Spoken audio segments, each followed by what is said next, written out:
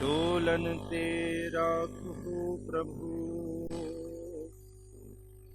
नानक दे कर हथ।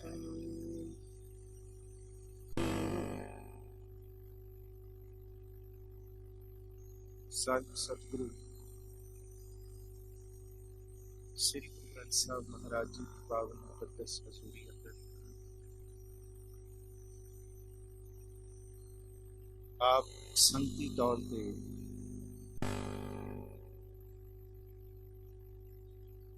सेवक परिवार वालों पिछड़ी आत्मा सरदार जोगिंदर सिंह जी की अंतिम अरदास ते उस अरदास निमित अज दे समागमां दी हाज़री कर साहिब जी की अपार बख्शिश है। जेड़ा हुक्म गुरु ग्रंथ साहब महाराज जी की बाणी दे विच धन सतगुरु श्री गुरु अमरदास महाराज जी ने कीता है कि अंत सतगुर बोलिया मैं पिछे कीर्तन करियो निर्वाण जियो, केसों गोपाल पंडित सदियो हर हर कथा पढ़ियो पुराण जी। उथे सतगुरु जी ने यह हुक्म किया है कि कीर्तन करना है, गुर शब्द की विचार कथा, गुर शब्द दे विच जो भाव है उन्हें समझना है,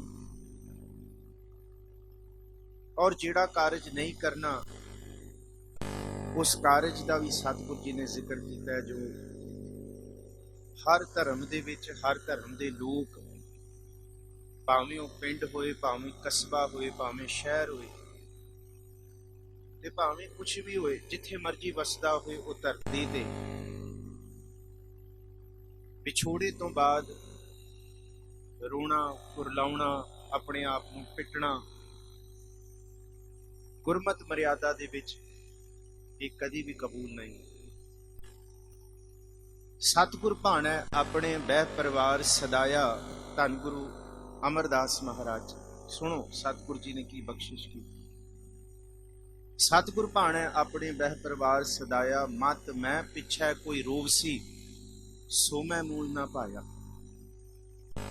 सतगुरु जी कहते हैं बहुत कुछ दुनिया के लोग करते हैं, पर जे तुसी अपने आप को गुरु नानक साहब का कहते हो तो फिर पिछे रोना दे विच नहीं कट्ठे हुए। असी अंतिम अरदास के निमित्त कट्ठे हुए हाँ। इहदी मर्यादा है कि विछड़ी आत्मा लई हर कोई अपने मन दे विच ये शरधा लैके आए कि देहु सजन आसीसड़ियां जो हुवै साहिब सियों।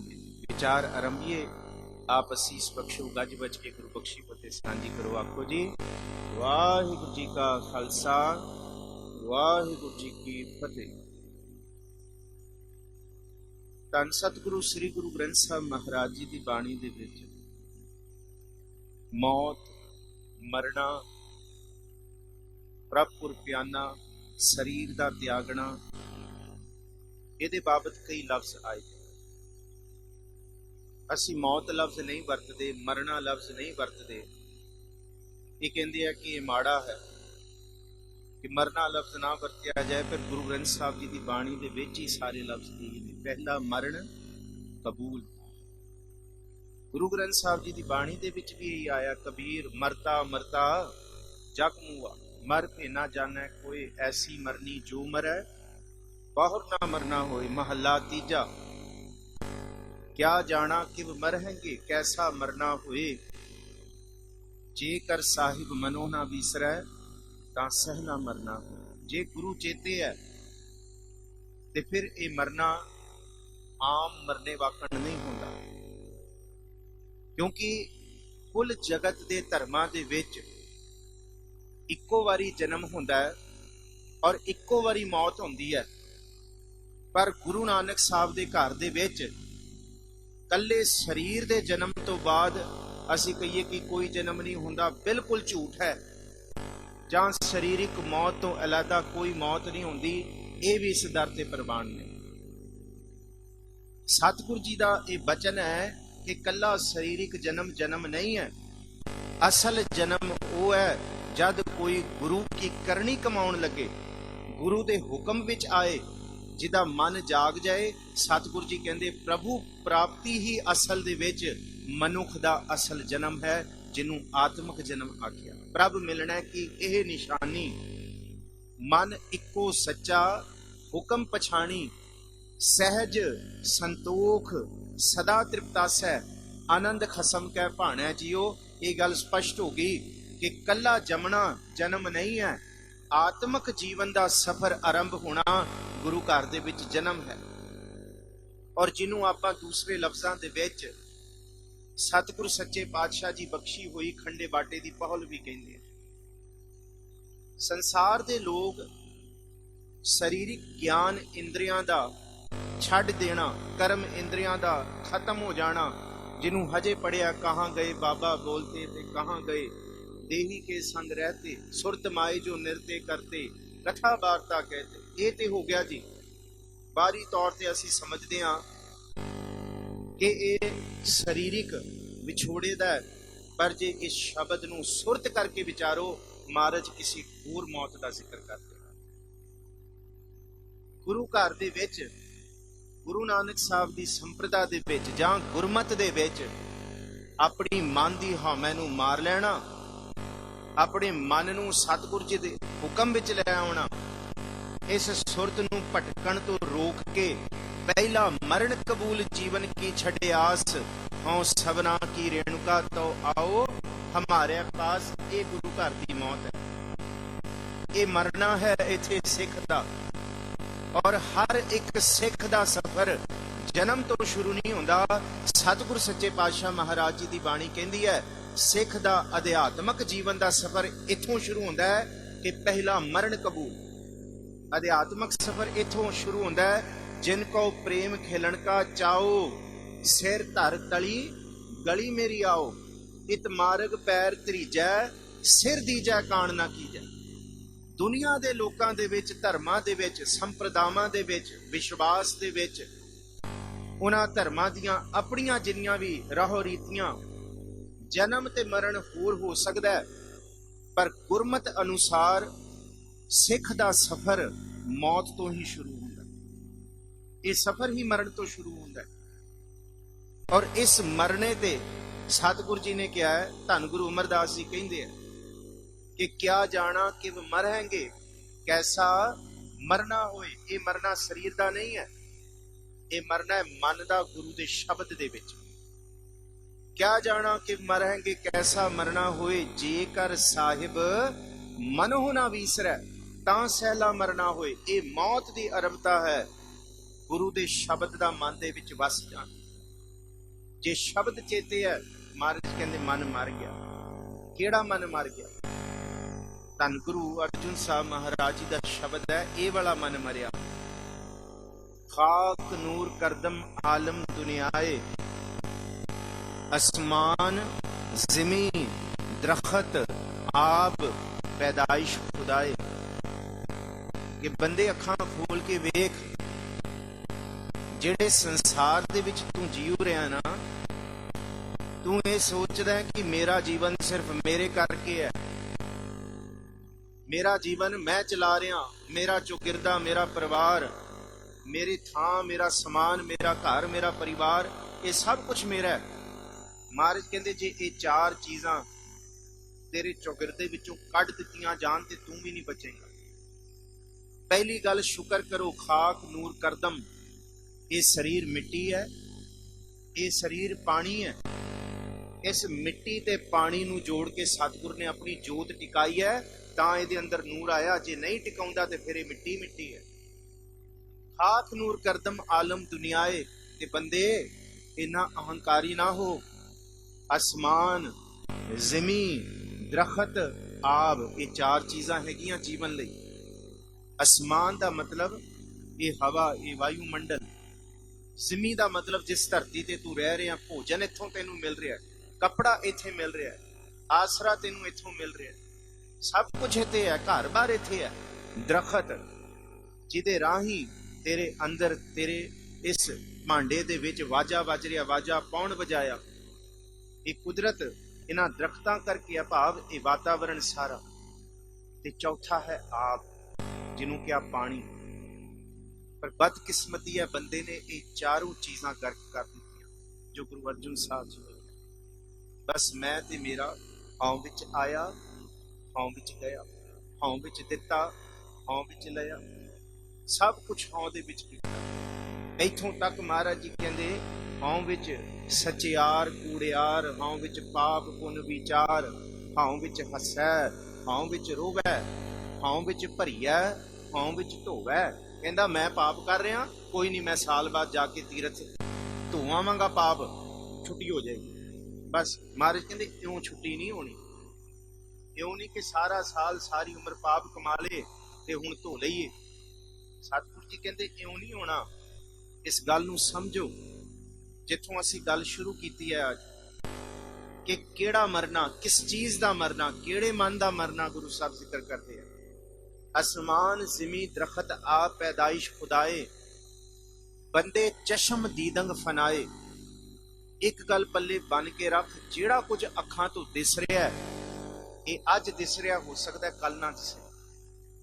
ये गल याद रखी, बिल्कुल मन दे विच पक्की रखी, ये सच है। चश्म कहंदे है अखां, दीदम कहंदे है दिख रहा है, फनाए कहंदे है सब कुछ फना होने वाला, खत्म होने वाला। पर की चीज बंदे दी नहीं मर रही, जिस करके वो प्रभु के दरबार दे विच कबूल नहीं हो रहा। एक पासे असीं गुरु अमरदास जी का शब्द रखिया कि साहिब जी कहंदे कि जे कर साहिब मनो ना विसरै तां सहला मरना होए। अगली तुक सारे पढ़ो, मरना ते जगत डरै। उथे गुरु अर्जन साहब जी कह रहे हैं कि जिन्ना कुछ दिख रहा है सब फना होने वाला है, बंदे चश्म दीदंग फनाए। इथे गुरु अमरदास महाराज जी कह रहे हैं मरना ते जगत डरै। पर कोई भी फना नहीं होना चाहता, कोई नहीं चाहता कि ना ना ना ये ना होए। पर महाराज कहते हैं कीता करना सर्ब रजाई, किछ कीचा जे कर सकिए। अपना कीता किछू ना होवै, ज्यों हर भावै त्यों रखिए। मेरे हर जियो सब को तेरा बस, असां जोर नाही। जे किछ कर हम साकै, ज्यों भावै तिवें बख्श। महाराज साडा जोर नहीं है, जोर ना मंगण देण ना जोर, जोर ना जीवन मरण ना जोर। ना जीवन का जोर साडा है ते ना मरण का जोर साडा है। इस करके मरना ते जगत डरै, जीविया लोड़ै सब कोई। हर कोई जिउंदा, हर कोई चाहुंदा मैं जिउंदा रहां, पर कौन कौन? ते गुरु अर्जुन साहब जी कहंदे है बंदे चश्म दीदंग फनाए, दुनिया मुर्दार खुरदनी, गाफल हवाए, गैबान हैवान हराम कुश्तनी, मुर्दार बखोराए। ये सारे जीना चाहते हैं, ये सारे चाहते हैं कि असी कदी ना मरीए। ये हर कोई चाहता है कि साडा ही रहे। पहला जिक्र किया दुनिया, दुनिया का मुकाम गुरु नानक साहब कहते हैं फानी है। यख अर्ज गुफ्तम पेश तो दरहोस कुन करतार, हका कबीर करीम तू बेअब परवदगार। एक बारी सारे जपो दुनिया, जपो जी दुनिया मुकामे फानी। फिर सारे जपो दुनिया मुकामे फानी। सतगुरु जी कहते दुनिया का मुकाम शिखर फना है, अंत है, कोई इत्थे टिकण वाला नहीं है। पहला भुलेखा मन चो कढ़ दो कि असी सदा जीउंदे रहना है।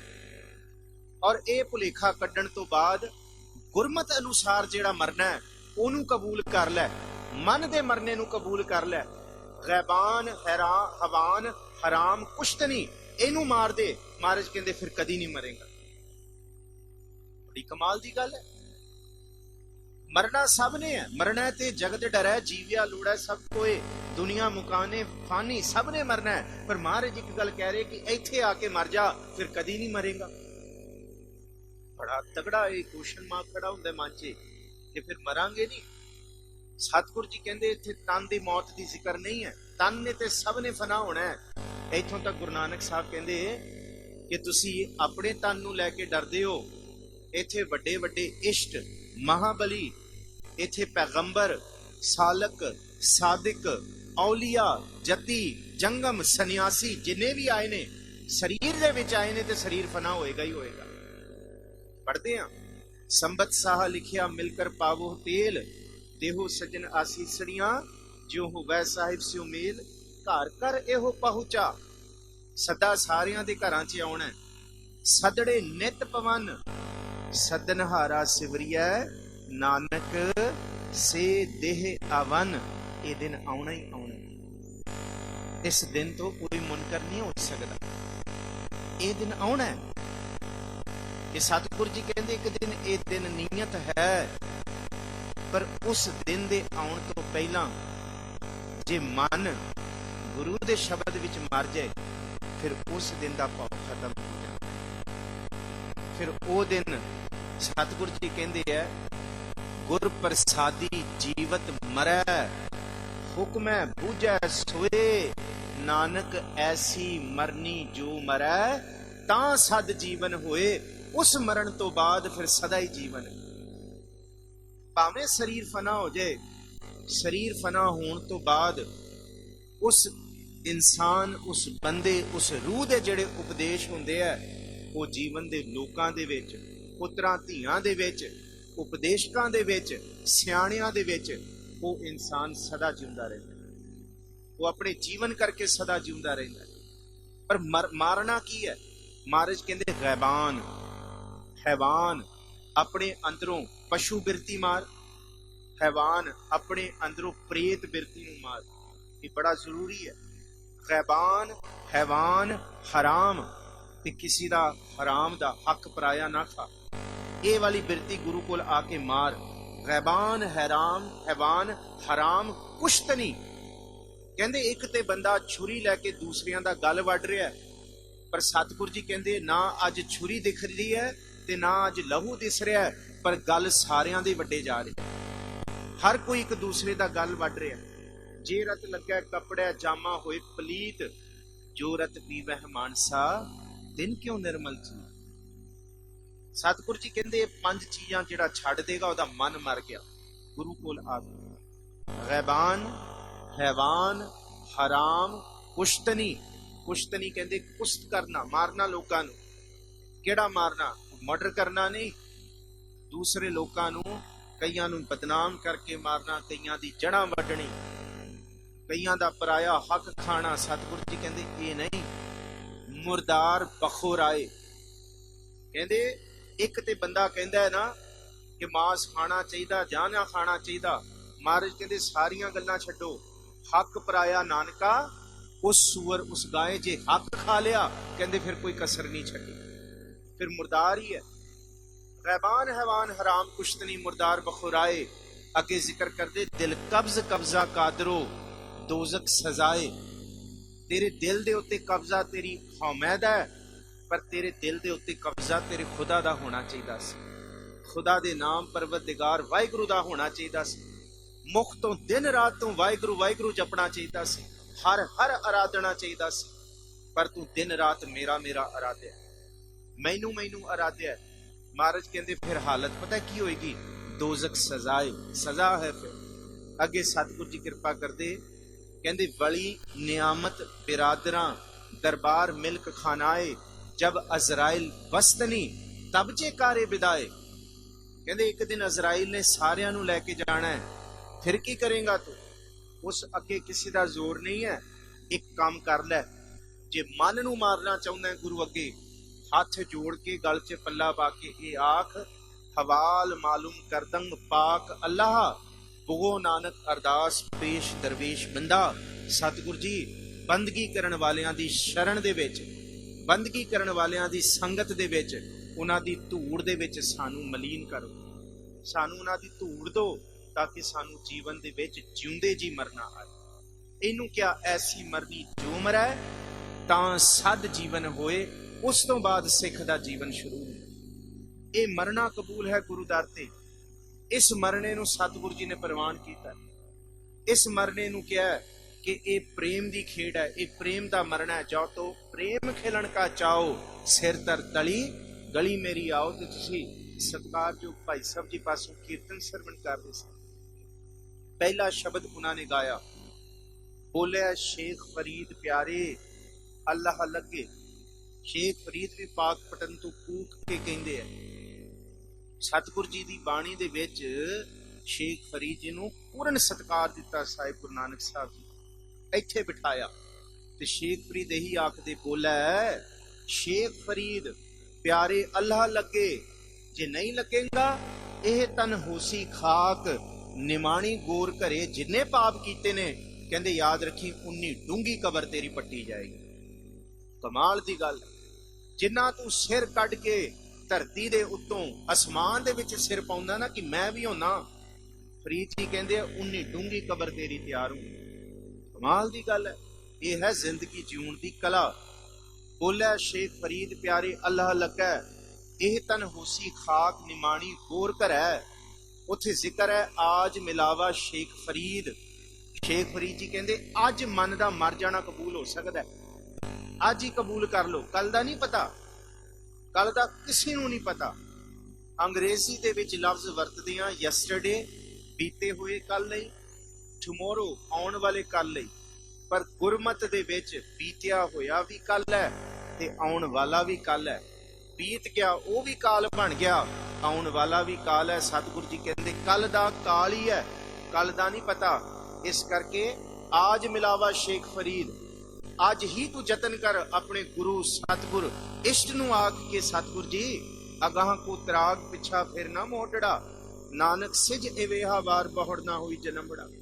अपने साहिब नूं तू ए आख बाणी रूप दे विच कि अब की बार बख्श बंदे को बाहर ना भौजल फेरा। ये सतगुर जी दी बाणी दे विच बाबा शेख जी कहंदे है, बाबा साहब कहंदे है आज मिलावा शेख फरीद टाकिम कुंजणियां, जेड़ा मन अंदरों टिकदा नहीं है ना, इनू मार दे गुरु दे अगे।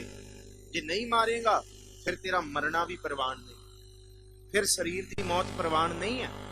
आज मिलावा शेख फरीद टाकम कुंजड़ियां मनो मचंदड़ियां, जेड़ा तंग करदियां ने ना मन दियां बिरतियां, गुरु दे शब्द नाल उन्हां नूं काबू कर। यह है इत्थे गुरु दे दर ते मरना। मनो मचंदड़ियां, जे जाना मर जाइए, घूमना आई है, झूठी दुनिया लग ना आप वंझाई है। बाबा साहब कहंदे अपने आप नूं रोज चेते कराओ, मरना मरना मरना। ते सतगुरु जी कहंदे जे ये चेता रहेगा ते फिर दुनिया जीउण दा स्वाद देखियो कितना आएगा। जो असी कहंदे आ कि कल करांगे, बाद च करांगे, मन इन्ना सुचेत होएगा कल किन्ने देखिया, उदम दे विच अज ही करो, भला अज ही करो। जे जाना मर जाइए, घूमना आई है, झूठी दुनिया लगना आप मंझाई है। शेख हयाती जगना कोई थिर रहा, इत्थे कोई रहने वाला नहीं है। शेख हयाती, हयाती कहते दिखदा पसारा। शेख हयाती जगना कोई थिर रहा, जिस आसन हम बैठे कहते बैस गया। इत्थे ते कई आके चले गए। बाबा शेख फरीद कहते जिस धरती ते तुसी बैठे हो ना, कहते इत्थे 10 20 30 40 100 फुट पट लियो, तुहानू थल्लों सिविलाइजेशन मिलनियां शुरू हो जाण। क्यों? कहते धरती दियां परतां दे थल्ले कहते तुहानू जीवन मिलणगे। कहते इत्थे आके कई चले गए, पूरां दे पूर दब दिते गए। कहते साडा भी हाल यही होना है, कल नू फना हो जाना है। पर वो सदा ही जिउंदे रहे ने जिन्हां ने अपने गुरु दी मन के अपने मन नू मार लिया। अज उन्हां गुरसिखां नू अरदासां च याद करदियां सदा ही जीवित ने। अज गुरु के साहिबजादियां नू याद करदियां सदा ही जीवित ने। 1173 दे बाबा शेख फरीद नू चेते कर रहे हैं। पाकपटन की धरती ते कबीर साहब नू बनारस की धरती ते सदा चेते किया जाएगा। धन गुरु रामदास महाराज जी धरती खत्म होने तक गुरु रामदास जी का थां ऐसा है जिठे जिठे सबे थाम नहीं दुध जिया। महाराज कहते ये जीवन है सिख दा, ये जीवन है ते सिखां ने कमाया भी। सतगुरु जी कहते जिन्हां ने कमाया उन्हां दा सच गुरु दे चरणां च ही प्रगट होएगा, होर किथे नहीं। परपंच नहीं, अहंकार नहीं। वो गुरु कोल आके भी जे सुख देता तुझे आराधी, दुख भी तुझे ध्याई, जे भुख देता इत ही राजा, दुख विच सुख मनाई। इस करके जे जाना मर जाइए घूमना आइए, झूठी दुनिया लगना आप मंझाइए। फिर उत्थे जिक्र किया गंडेंदियां 6 माह का जिक्र है, तोड़ेंदियां एक इन्हों का। सिर्फ आखिरी तुकां च आवां मैं उस शब्द। बाबा शेख फरीद कहते हैं आसमान जमीन नूं पुछदा है, कहंदे कि वो बंदा किथे गया जिहड़ा सिर चक चक के मेरे तक पहुंचण की कोशिश करता सी अहंकार दे विच। जिमी पूछे आसमान फरीदा खेवट किन गए, कहंदे अज नहीं दिसदा किथे है। बड़ा अहंकार करदा सी, किथे है, किधर गया वो। ते जमीन चुपचाप आसमान नूं जवाब दिंदी है, कहंदे पता ते मैनू भी सी, जालन गोरा नाल गुलामे जी सहे। कहंदे पर यह समझदा नहीं सी, इनू मैनू पता सी एक दिन मैं इनू निगल जावांगी। एक दिन ऐसा आएगा जिहड़ा सिर कड कड के कहंदा सी मैं ही मैं हाँ। कहंदे वो धरती दे अंदर जालन गोरा नाल गुलामे जी सहे, ते ओदी जिहड़ी आत्मा होएगी ना रब दे दरों गुलामे ही सहंदी पई होगी। महाराज कहंदे ये जीवना जीवना नहीं। तुसीं गुरमुख प्यारे भाई साहब भाई जोगिंदर सिंह जी, सरदार जोगिंदर सिंह जी अंतिम अरदास दे विच बैठे, उन्होंने भी जीवन सेवा विच कमाया। गुरमुख परिवार के सुनिया परिवार पासों सारा जीवन गुरमत मर्यादा नाम बाणी, इस मर्यादा करके गुरमुख जना नूं अंतिम अरदास दे विच विदाई देण वास्ते कर। ये हुंदा सच, ये जीवन दा सरमाया हुंदा, ये जीवन दी कमाई हुंदी है। देहो सजन आसीसरियां जो होवै साहिब स्यों में। एक अंतिम शब्द आप संतां दे अगे ते साखी रख के मैं खिमा चाहांगा। गुरु नानक साहब महाराज जी ने शब्द कीता, जन पिसर पदर बिरादरा फसनेस दस संगीर, आखर बेअफ्तम कश ना दारत क्यों शब्द तकबीर। साहिब जी कहंदे समझाया है इस्लाम जगत के लोगों ने। कहंदे एक तकबीर दी नमाज बंदा आप नहीं पढ़ता। आखिरी सोहला साहब गुरमत विच परिवार ही पढ़दा।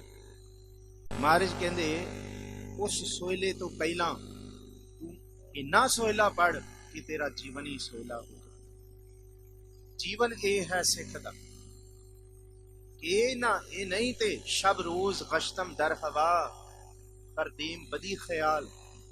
रात भी लंघ रही है ते दिन भी रंग रहा है, सुबह होती है शाम होती है, यूं ही जिंदगी तमाम हो रही है। काम बहुत थे, काम होते भी चले गए, बस एक इबादत थी जो टलती रही। महाराज कहते किनू ना टाल, करनो हो तो धन गुरु तेग बहादुर साहब जी, करनो हो तो सुना कियो परियो लोभ कै फंद, नानक समयो रम गयो अब क्यों रोवत अंध। नहीं तो फिर पछतावा।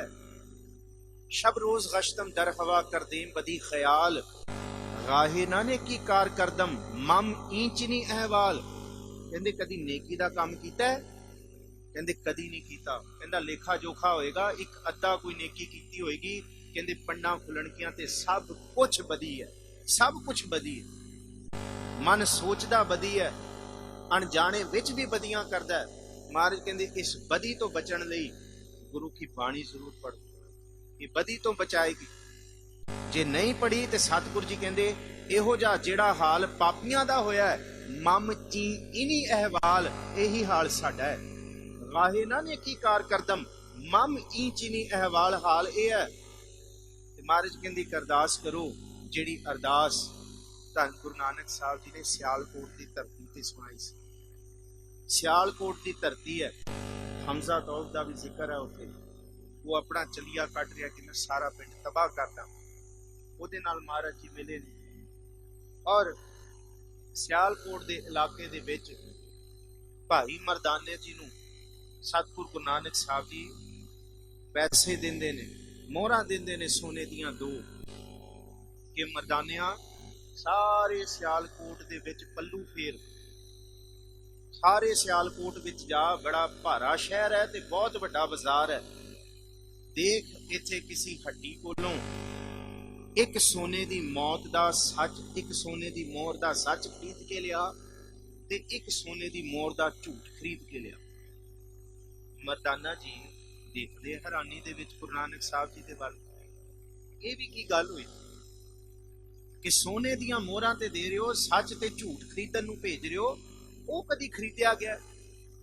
ਪਰ ਗੁਰਸਤ ਹੁਕਮ ਸੱਤ ਹੈ, ਜੋ ਗੁਰੂ ਬਾਬਾ ਜੀ ਨੇ ਕਿਹਾ ਮਰਦਾਨਾ ਜੀ ਨੇ ਕਰਨਾ ਹੀ ਹੈ। ਦੋ ਸੋਨੇ ਦੀਆਂ ਮੋਹਰਾਂ ਲੈ ਕੇ ਮਨ 'ਚ ਸੋਚੀ ਜਾਂਦੇ ਭਾਈ ਮਰਦਾਨਾ ਜੀ ਜਨਮ ਸਾਖੀ ਕਹਿੰਦੇ ਹੈ, ਸੱਚ ਤੇ ਝੂਠ ਖਰੀਦਣਾ ਪੂਰੇ ਸਿਆਲਕੋਟ ਬਾਜ਼ਾਰ 'ਚ। ਮੋਹਰਾਂ ਰੱਖੀਆਂ ਅੱਗੇ, ਕੋਈ ਕਹੇ ਕਿ ਅਸੀਂ ਘੀਆ ਦੇ ਸਕਦੇ ਹਾਂ, ਅਸੀਂ ਕੱਪੜਾ ਦੇ ਸਕਦੇ ਹਾਂ, ਅਸੀਂ ਜਲੇਬੀ ਮਿਠਾਈ ਦੇ ਸਕਦੇ ਹਾਂ, ਅਸੀਂ ਇਹ ਜਿੰਨਾ ਕੁਝ ਸਾਡੇ ਬਾਜ਼ਾਰਾਂ ਦੇ ਵਿੱਚ ਹੈ ਇਹ ਮਿਲ ਸਕਦਾ ਹੈ। ਪਰ ਜੋ ਤੇ ਤੂੰ ਸੌਦਾ ਕਰਨ ਆਇਆ, ਜੋ ਸੌਦਾ ਤੁਸੀਂ ਲੈਣ ਆਇਓ, ਪੂਰੇ ਸਿਆਲਕੋਟ ਦੇ ਬਾਜ਼ਾਰ ਕੀ ਪੂਰੀ ਧਰਤੀ ਦੇ ਵਿੱਚ ਕਿੱਥੋਂ ਵੀ ਤੁਹਾਨੂੰ ਨਾ ਮੋਹਰ ਦਾ ਸੱਚ ਮਿਲੇਗਾ ਤੇ ਨਾ ਝੂਠ ਮਿਲੇਗਾ। ਜੇ ਸੱਚੀ ਮੁੱਚੀ ਦੇਖਿਆ ਜਾਏ, ਜੇ ਵਿਚਾਰਿਆ ਜਾਏ, ਜੇ ਗੁਰੂ ਨਾਨਕ ਸਾਹਿਬ ਕਹਿੰਦੇ ਆ ਚਸ਼ਮ ਦੀਦੰ ਫਨਾਏ, ਭਾਵ ਕਿ ਇਹ ਸਾਰਾ ਕੁਝ ਦੁਨੀਆ ਮੁਕਾਮੇ ਫਾਨੀ ਹੈ, ਤੇ ਫਿਰ ਇਹਦਾ ਮਤਲਬ ਸੱਚ ਤੇ ਕੁਝ ਵੀ ਨਹੀਂ। ਸੱਚ ਤੇ ਕੁਝ ਅਸੀਂ ਕਹੀਏ ਜੇ ਇੱਥੇ ਚਾਨਣ ਹੈ, ਅੱਜ ਇੱਥੇ ਦਿਨ ਚੜਿਆ ਇਹ ਸੱਚ ਹੈ, ਇਹ ਵੀ ਸੱਚ ਨਹੀਂ ਹੈ। ਹਜ਼ਾਰਾਂ ਮੀਲ ਦੂਰ ਗੁੱਪ ਹਨੇਰਾ ਹੋਏਗਾ, ਰਾਤ ਹੋਏਗੀ, ਇਹਨੂੰ ਵੀ ਸੱਚ ਨਹੀਂ ਕਿਹਾ ਜਾ ਸਕਦਾ। ਸੱਚ ਦੀ ਪਰਿਭਾਸ਼ਾ ਕੀ ਹੈ?